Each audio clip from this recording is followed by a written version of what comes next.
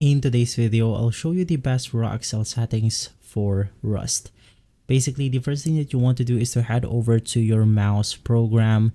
Now, it's going to be totally fine if your mouse doesn't support any software, but generally you want to use your preferred DPI. So in my case, I'm using 1600, and in most people, they use 8000. In here, you can also make sure that you used 1000 Hertz for your polling rate to make sure that you have smooth and buttery experience while playing games like Rust. From there, let's head over to the Raw Accel settings, click on charts, select scale by mouse setting, and then you can just apply your DPI. In my case, it's going to be 1600 and the poll rate is going to be 1000.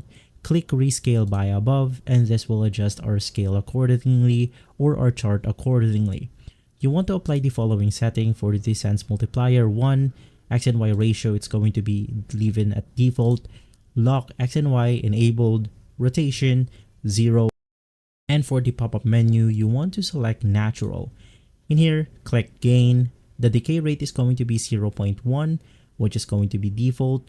The input offset, you can adjust this depending on your liking. It can be from 15 to 19 value.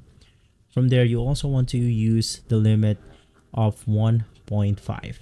Click on the apply button and you will see a smooth uptrend or up curve right here on your chart. If this video has been helpful, leave a like, subscribe, and follow Guide to Everything for more videos like this. Thanks for watching.